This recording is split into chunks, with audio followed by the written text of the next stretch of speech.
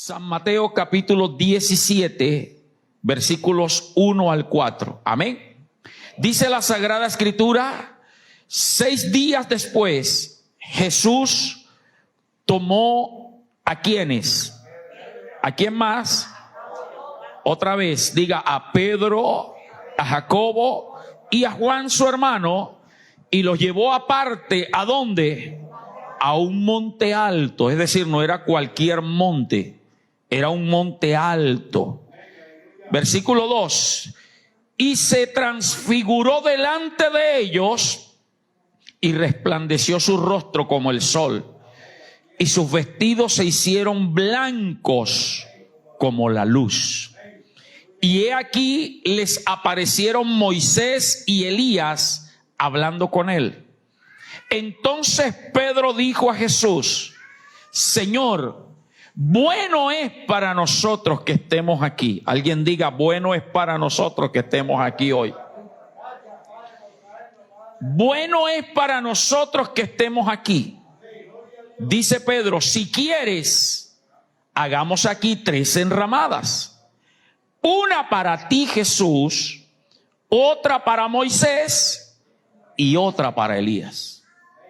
¿Qué era lo que Pedro quería? Quedarse a vivir allí, en esa visión, en esa dimensión. ¿Qué privilegio tan grande tuvieron estos 3 discípulos? Recuerde que Jesús tenía 9 discípulos, 12 apóstoles, 12. ¿Y dónde quedaron los otros 9? Solo estos 3 tuvieron el gran privilegio de ver esta visión. Porque fueron 2 cosas que ellos observaron. Primero, la transfiguración de Jesús, y luego que aparecieran Moisés y Elías hablando con Jesús. 2 cosas. Interesante este privilegio, pero hubo un problema, que fue que se quedaron solo con lo que estaban viendo y no entendieron el propósito de lo que estaban viendo. Es decir, le faltó entendimiento para poder discernir cuál era el propósito de lo que estaban observando. Amado hermano, Dios no hace nada para impresionarte. Lo que Dios hace tiene un propósito y una razón de ser. El milagro, las sanidades que ha hecho en nosotros tienen un propósito y una razón de ser. Las manifestaciones de Dios que recibimos en nuestra casa cuando oramos o cuando venimos al templo, que sentimos la gloria de Dios, todo eso tiene un propósito. Pero lamentablemente muchos cristianos les sigue pasando lo de Pedro, Juan y Jacobo. No entienden y quieren quedarse disfrutando. Hasta tal grado que ha habido cultos donde ha habido una gloria de Dios poderosa en la alabanza, y usted se mete y gloria a Dios, y de repente se acaba la canción y usted dice: hombre, me sacaron de donde estaba. Quisiéramos quedarnos a vivir allí. Pero hermano, te repito, todo lo que Dios ha hecho contigo y lo que hará tiene un propósito de parte de Dios. Amén, alaba a Dios. Amén. Por eso necesitamos tener mucho discernimiento espiritual. Necesitamos buscar más a Dios para poder entender los sueños que Dios te da. Porque aquí hay gente que tiene sueños. No sueños, ojalá y nadie tenga sueño ahora. Estoy hablando de sueños, revelaciones. Busca que Dios te las muestre, te las explique, te las enseñe. No dependas, voy a ver quién me interpreta lo que soñé. No, si Dios te lo dio, Dios también te da la capacidad de entender lo que estás viendo. Pero ojo, que las visiones, los sueños, las revelaciones de Dios no son como el mundo nos ha enseñado a plantearla.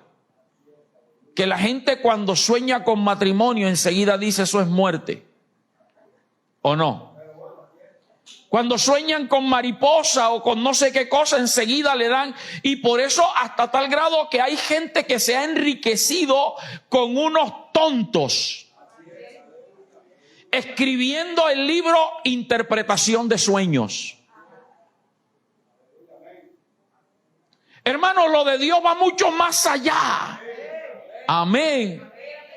Y Dios hoy nos invita a que no nos limitemos a contemplar su gloria. Si Él nos da el privilegio de contemplar su gloria, es por algo. Pedro, Juan y Jacobo, aunque Pedro es el que habla, pero los tres no entendieron el significado. Hoy usted y yo por la palabra conocemos la visión, lo acabamos de leer. Pero tenemos al Espíritu Santo que nos va a enseñar el significado del por qué Jesús se transfiguró y por qué apareció Moisés y Elías hablando con Jesús. Pero te repito, hoy la vas a conocer, pero necesitas ir mucho más allá, entenderla. Porque hay gente que sabe pero no entiende. Y recuerde que el domingo pasado, si mal no recuerdo, el título del mensaje fue conocer, creer y obedecer. Necesitamos, hermano, poder entender lo que estamos escuchando para que no seamos como la ola del mar que va y viene, va y viene. Cuando usted está bien fundamentado en la palabra de Dios, a usted nada ni nadie lo saca del propósito de Dios. Y cuando tú entiendes las visiones de Dios, cuando tú entiendes lo que hoy te voy a enseñar, vas a poder disfrutar de las bendiciones. Vas a poder vivir en las bendiciones. Pero sobre todo, escúchame, tú y yo vamos a poder construir la enramada que Pedro quiso hacer, pero no se le permitió. Te repito, Pedro quiso construir la enramada. Era para él glorioso ver a Jesús de una manera diferente. Ahora luego ve a Moisés y a Elías de una manera diferente. Su cuerpo no era humano. Y Pedro quiso construir unas chozas para quedarse a vivir allí. No se le dio esa bendición porque no entendió. Pero tú y yo sí podemos construir una choza donde Cristo habite permanentemente con nosotros. Amén. Dale fuerte ese aplauso a Dios. Lo primero que debemos tener claro, amada iglesia, es que la visión la recibieron en un monte alto. No en un monte bajito, no en un montecito. Tuvo que ser en un monte alto. La Biblia especifica monte alto. Y los montes en aquel tiempo no eran como las montañas que hoy tenemos como sitios turísticos. Usted va al Cerro de la Popa que tenemos aquí en Cartagena y eso está pavimentado, sabroso, en un auto. O va a cualquier cerro de las ciudades y encuentra caminos. Este monte era difícil de trepar, de escalar. Había que hacer, e inclusive hasta agachas. Mi hermano Natanael me cuenta que cuando Dios le dio la oportunidad de ir a Israel, estuvo en el monte, si mal no recuerdo, donde Elías ayunó, donde Moisés recibió las tablas, no recuerdo cuál de los dos. Y él me cuenta que allí había que subir en la madrugada para que cuando saliera el sol de 9, 8 de la mañana, que sale fuerte en Israel, ya ellos estuvieran allá arriba. Imagínense, el primer obstáculo es el calor del sol. Luego habían unas subidas bien empinadas que tenían que esforzarse. Otra parte habían que pasar la agacha. Y cuenta él, hermana Valentina, que cuando iba a mitad de camino, ya decía, no puedo más. Y pensó en regresarse. Pero de pronto vio un par de señoras mucho mayores que él, que iban felices. Porque iban al lugar donde la Biblia registra un evento. Y eso lo animó. ¿Por qué te estoy hablando de esto, hermano? Porque es que tú y yo, para poder contemplar la visión de Dios, para poder tener revelaciones de Dios, tenemos que trepar alto. Y no te estoy hablando de montañas físicas. Te estoy hablando de la relación y la comunión con Dios. No puedes quedarte y limitarte en el tiempo de tu devocional. Tienes que ir más allá.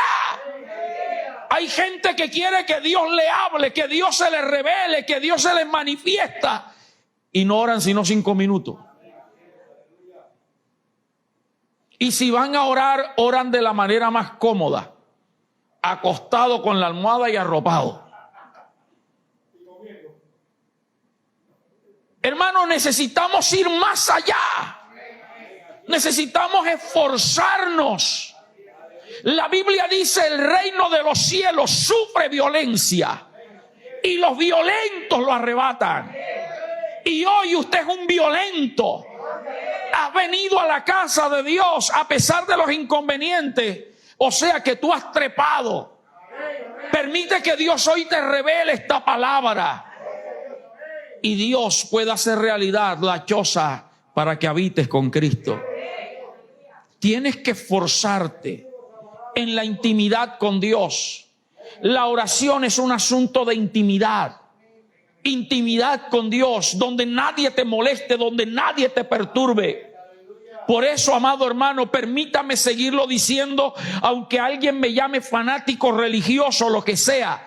Pero yo creo que el mejor momento para tener intimidad con Dios es la madrugada. Donde el carretillero que vende el ñame, la yuca, no te va a molestar. El de los bollos no te va a tocar la puerta. Donde el vecino no va a tener ruido. Donde no tienes que atender al marido, a los hijos, a la mujer, sino que estás tú solo con Dios allí y puedes hablarle y expresarle. Y por algo la Biblia dice: los que temprano me buscan me hallan. Por algo la Biblia nos enseña de buscar a Dios temprano en la mañana. Debe haber algún secreto y yo he encontrado ese secreto. Por eso yo hablo de levantarnos temprano, hermano.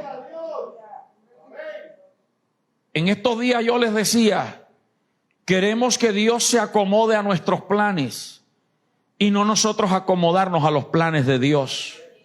De la misma forma, queremos que Dios se acomode a nuestras condiciones de búsqueda. Señor, yo te amo, tú sabes que yo quiero más de ti, pero nada más voy los domingos. Eso no es con ustedes, es con los que nos están viendo. Y quieren más de Dios. Señor, yo quiero más de ti, pero déjame dormir hasta las 9 de la mañana y oro un rato. Hermano, ya olvídate. No es lo mismo. Amén. Solo en el monte alto de la intimidad con Dios se reciben grandes revelaciones y también el entendimiento de ellas. Y cuando usted empieza a experimentar esas revelaciones, usted entenderá que el evangelio no es una religión, no es una tradición, no es una costumbre, que el evangelio no es venir a un culto, que el evangelio es pasión por Cristo. Por eso hay gente que está en los cultos y se fastidia en los cultos, porque no conoce a Cristo.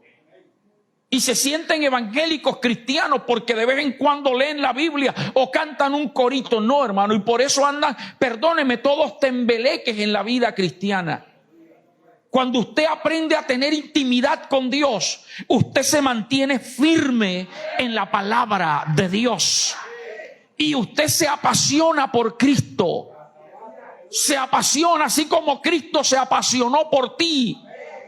Que tú y yo, siendo pecadores, Cristo murió por nosotros. Pudiendo enviar a un ángel, a un profeta, el Hijo de Dios, Él mismo se ofreció porque Él te ama y está apasionado por ti y por mí. Necesitamos apasionarnos, hermano. El monte alto de la intimidad con Dios nos va a levantar y a despertar esa pasión por Dios. Entonces, hermano, interpretemos la visión que vio Pedro, Juan y Jacobo. Interpretémosla. Pero sobre todo vivámosla. Y que a partir de hoy tú vayas a esa enramada que tienes con Jesús todos los días. Lo primero que nos enseña es que Jesús se transfiguró. Se transfiguró. La palabra, como usted sabe, la Biblia gran parte fue escrita en el griego. Aunque el griego no difiere mucho en este aspecto, esta palabra de nuestro castellano. La palabra transfiguración en el griego significa metamorfaos. Metamorfaos, que quiere decir cambiar el aspecto o la forma. Es decir, que lo que Jesús hizo fue cambiar el aspecto y la forma a la que los discípulos estaban acostumbrados a verle. Esa es la transfiguración. Ellos vieron a un Jesús diferente al que estaban acostumbrados. Ellos no quisieron hacer la enramada por Elías y por Moisés. Pedro quiso hacer la enramada por el Jesús que estaba viendo ahora. Porque recuerde que Pedro andaba con Jesús en todo tiempo. Pedro caminaba, comía, dormía cerca de Jesús. Pero el Jesús que ahora está contemplando es diferente al que él conocía. Él conocía al Jesús hombre. Él conocía al Jesús hijo de una mujer llamada María. Él conocía a un Jesús hombre que tenía todas las necesidades igual a los demás. Él conocía a un Jesús que hacía milagros, a un Jesús que multiplicaba peces, a un Jesús que resucitaba muertos, a un Jesús, era el que él conocía, un Jesús que libertaba endemoniados. De pronto alguien dirá: pastor, pero eso es extraordinario. Déjame decirte que si tú conoces la Biblia, te darás cuenta que hubo hombres en la Biblia que hicieron lo mismo que Jesús hizo. O sea que no era nada nuevo. Todo lo que Jesús estaba haciendo ya lo habían hecho. Multiplicación de alimentos. Eliseo y Elías multiplicaron aceite y harina. Resurrección de muertos. Eliseo y Elías resucitaron muertos. Liberación de endemoniados. David tocaba el arpa y el demonio en Saúl se quedaba quieto. Así que no era nada diferente que un ser humano que ellos supieran no pudiera ser. Pero ahora estaban viendo al Jesús transformado. A un Jesús diferente.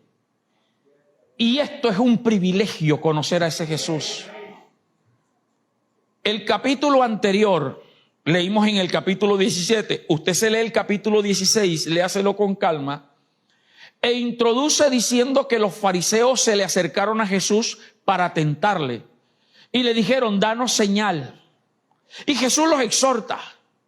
Ellos querían saber si Jesús era realmente el Hijo de Dios, pero no para creer, sino para tentarlo. Y Jesús los trata de hipócritas. Conocen los tiempos, pero no saben. Conocen cuando va a llover y cuando no va a llover, pero no saben en los tiempos en que vivimos. Luego Jesús hace la encuesta: ¿quién dicen los hombres que soy yo? Y después de casi 3 años de estar caminando, haciendo milagros, la gente no sabía quién era Jesús. Y lo confunden con un hombre común y corriente. Le dijeron: unos dicen que tú eres Elías, otros dicen que tú eres Jeremías, otros dicen que eres Juan el Bautista, otros dicen que eres algún profeta. ¿Se da cuenta? Lo que les venía diciendo, el Jesús que hacía milagros lo habían hecho hombres en la antigüedad.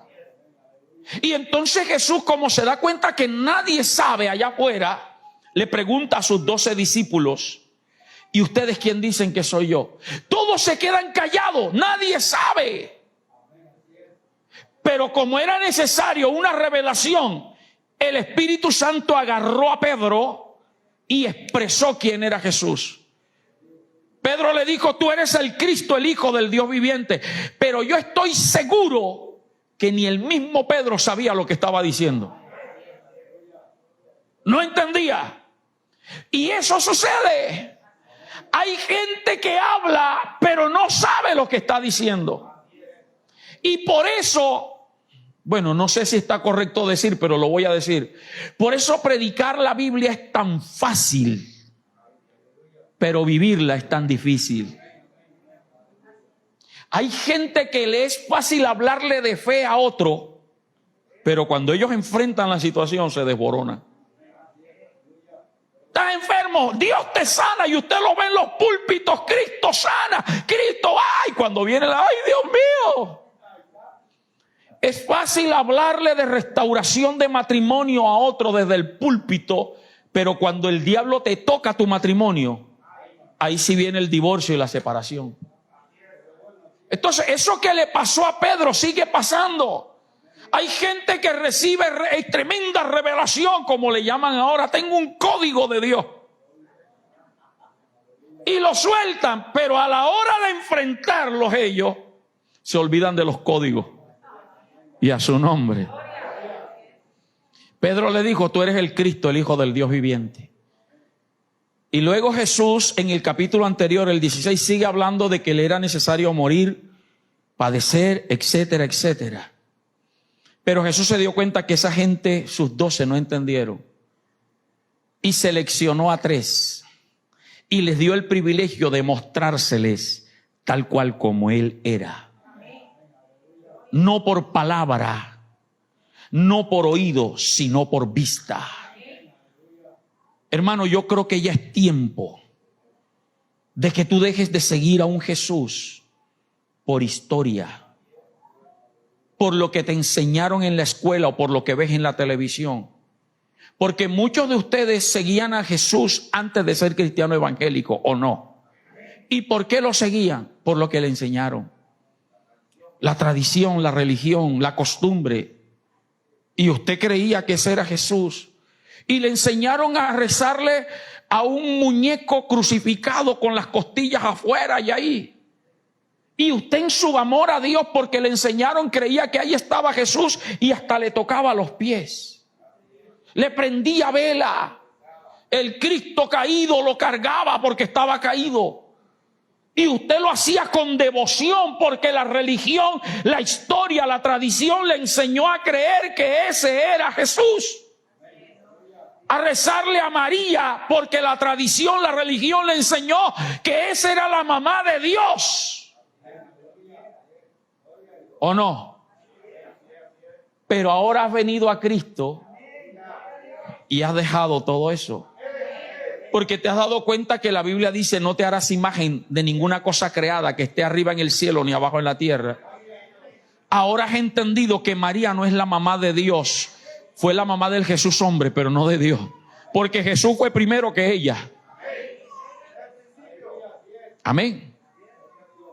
Pero ¿qué pasa? Y aquí viene con usted. Ahora que usted está en el evangelio, usted está siguiendo un evangelio de Biblia y un evangelio de predicación solamente. Y por eso es que hay gente que siente a Dios cuando está en el culto, pero el resto de los días en su casa no siente a Dios. Vive como cristiano cuando entra por esa puerta, alaba a Dios, gloria a Dios, y qué bonitas las alabanzas, y yo siento como algo especial. A mí me gusta ir allí porque siento un no sé qué, no sé dónde. Pero el resto, ¿qué? ¿Sabe por qué? Porque te has conformado, y qué bonita la canción que entonábamos al final: no me quiero conformar, he probado y quiero más. ¿Cuántos quieren más? Te has conformado con el Jesús que escuchas, con el Jesús que lees en la Biblia, hermano. Jesús es real. Y ahora no somos nosotros los que quisiéramos hacer una enramada. Él es el que quiere hacer enramada. Él dice: he aquí yo estoy a la puerta y llamo. Apocalipsis 3:20. Búscalo. He aquí yo estoy a la puerta y llamo. Apocalipsis 3:20. Si alguno oye mi voz y abre la puerta, yo entraré en él, cenaré con él y él conmigo. Que no te conformes, ahí está, que no te conformes con ese Cristo de predicaciones, de Biblia, sino que entiendas que Jesús es real y que Él te está esperando cada día para darte su gloria, su gracia, para manifestarte su presencia. Y te darás cuenta El por qué nos llaman fanáticos, nos llaman locos, es que no entienden que es que Jesús es real y habita en nuestras vidas. A Él sea la gloria.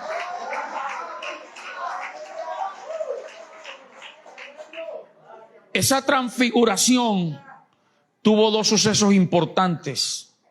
Primero dice que su rostro resplandeció como el sol. Imagínese el sol. El sol, hermano, ¿a cuánto le gustaría ver el sol? Vamos a ponerle a las 9 de la mañana. Ya no se puede ver, ¿verdad? Quitamos la vista. Ahora imagínenselo a las 12 del día, imponente. Eso fue lo que Pedro, Juan y Jacobo vieron. Estaban acostumbrados a ver a Jesús, pero ahora quisieron voltear a mirarlo y tuvieron que agachar la mirada. Por eso el mismo apóstol Juan, en el libro de Apocalipsis, cuando recibe la revelación, dice: y volteé mi rostro para ver el que hablaba conmigo. Ya Jesús había muerto, había resucitado y ascendido. Ahora Juan dice: volví mi rostro para ver el que hablaba conmigo, y vi a uno semejante al Hijo de Dios. Semejante. Si alguien conocía el rostro de Jesús, era Juan, porque él pasaba recostado al pecho del maestro. Él lo conocía, pero ahora lo está viendo en gloria y está confundido. Se parece al que me enseñaron en la religión, en la escuela, en la televisión, pero es diferente ahora. Cuando yo oro, cuando yo clamo, Jesús es diferente. Jesús es imponente. Jesús es radiante. Jesús es difícil de ver con estos ojos. La segunda parte, o en esa segunda parte de la transfiguración, no solo el rostro de Jesús era como el sol, dice que su vestido era blanco, como la luz. Gracias, hermano. Y dice, esta misma historia usted la encuentra en Marcos y Lucas, los tres evangelistas sinópticos, y uno de ellos dice que era tan blanco que ningún lavadero o lavador podía hacer un blanco como ese. Mujeres, que son las que más lavan, algunos hombres lavan aquí. Qué cloro, qué blancos, qué límpido. Hermano, la blancura de Jesús. Aleluya. Eso era lo que Juan estaba viendo. Por eso Pedro dice, sus vestidos eran blancos. No era el vestido normal con el que subimos. ¿En qué momento se cambiaría? Y ojalá y usted no sea de los cristianos que todavía cuando va a orar se imagina al Jesús que tenía en el cuadro antes. Ese hombre de barba con un rostro allí todo ñamongo. No. No te lo imagines. Disfrútalo. Disfrútalo. Alguien diga gloria al Señor. ¿Qué nos enseña esto, amada iglesia? Que con nuestros ojos materiales no podemos ver a Jesús. Estos ojos físicos no. Por eso es que insistimos tanto cuando estamos en el culto. Hermano, cierre sus ojos y adore. Cierre sus ojos, adore a Dios. Para que usted se meta, disfrute a Jesús. Disfrute la adoración. Para que nada te distraiga. Y vas a contemplar su grandeza. Con estos ojos materiales no. Necesitamos los ojos espirituales. Y para poder verlo, necesitamos santificarnos. Para poder acercarnos al sol, tenemos que tener el brillo y el fuego del sol. Para acercarte a Jesús, necesitas la santidad y el brillo de Jesús. ¿Y quién te santifica? El Espíritu Santo. Por eso necesitas cada día antes de orar consagrarte, decirle: Señor, perdona mis pecados. Ahora, En segundo lugar aparecieron Moisés y Elías, dos de los personajes más sobresalientes y principales de la historia del pueblo de Israel. Moisés por ser el libertador y Elías porque representaba toda la profecía antigua y porque había una profecía de que Elías vendría. O sea que Elías es representativo por encima de Isaías, de Daniel, representaba la profecía. Moisés representaba la ley.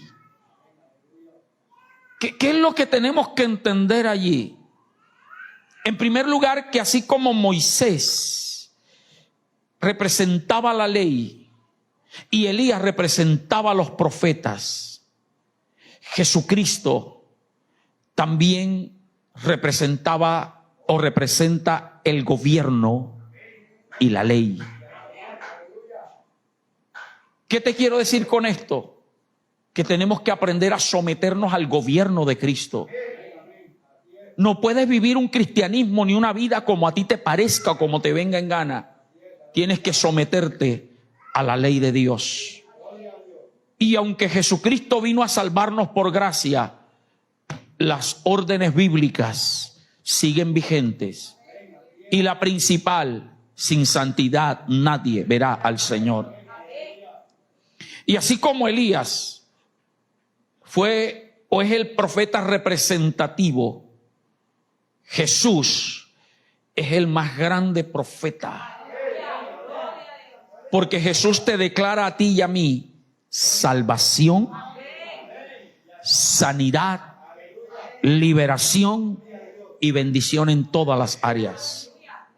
Cuando usted ve profeta por profeta en la Biblia, tanto profetas mayores como profetas menores, todos hicieron algo. Daban palabra de prosperidad, daban liberación, daban confrontación. Jesús encierra toda la profecía. En segundo lugar, Moisés representa el inicio de todo. Elías como profeta representa el final de todo. ¿Por qué te digo que Moisés representa el inicio? Porque Moisés es el escritor de los 5 primeros libros de la Biblia.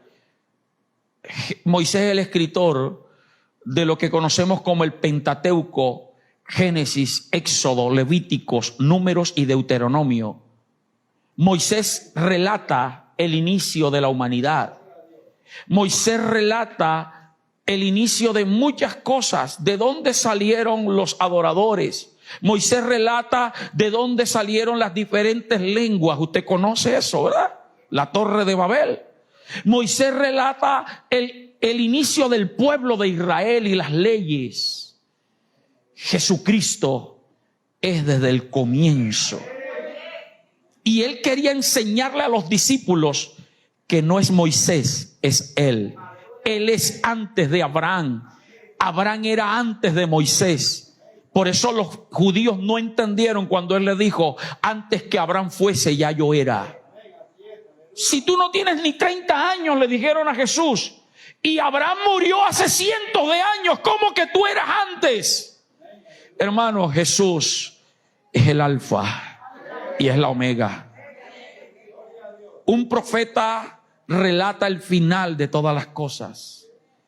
Un profeta declara: si obedeces, tu final será bendición. Si desobedeces, tu final será destrucción y muerte. Jesús es el camino, la verdad y la vida. En tercer lugar, Moisés, te estoy explicando por qué aparecieron Moisés y Elías. Moisés liberó a Israel de la cautividad de Egipto. Y Elías libertó a Israel de la idolatría en el tiempo de Baal. Los confrontó. Y Jesús está ahí en medio de ellos. Quiero decirte que Jesús nos liberta a nosotros del pecado. Eso que te ata al mundo.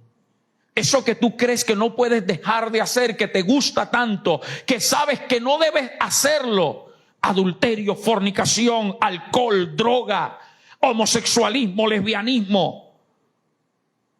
baile, fiesta, eso que tú crees que no puedes soltar, ven a Cristo y Él te hace libre de eso. Jesucristo nos liberta de las maldiciones.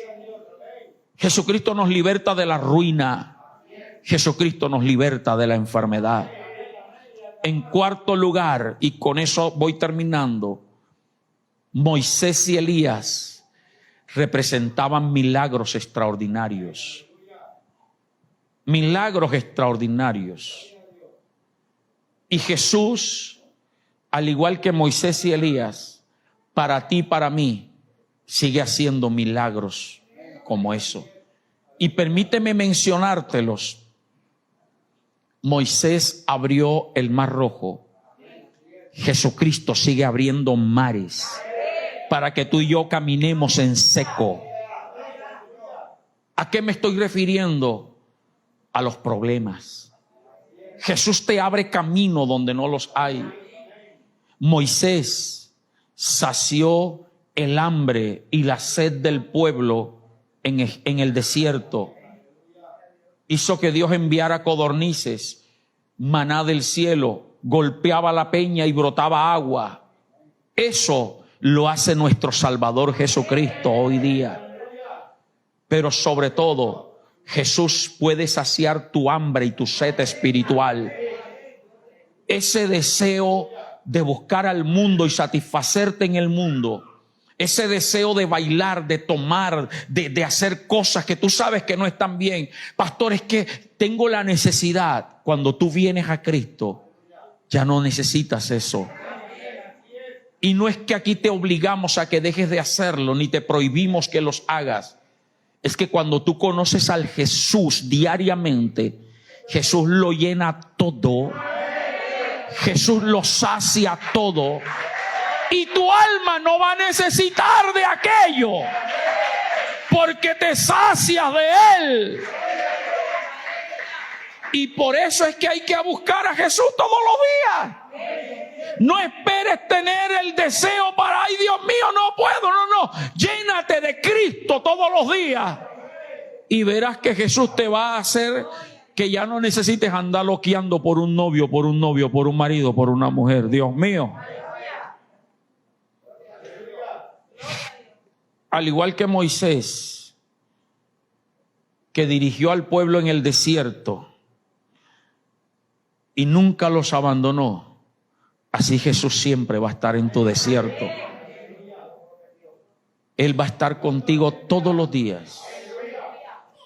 No te va a dejar solo. Y Él sabe cuándo te va a sacar del desierto. Pero su nube nunca va a dejar de cubrirte para que el sol no te atormente. Y su llama de fuego en la noche para que el frío no te consuma. Él va a estar contigo. Y al igual que Moisés condujo al pueblo a la tierra prometida, Jesús tiene una tierra prometida para nosotros. Y no solamente te hablo de la del cielo, te hablo aquí en la tierra. Jesús te quiere bendecir en abundancia. Al igual que Elías,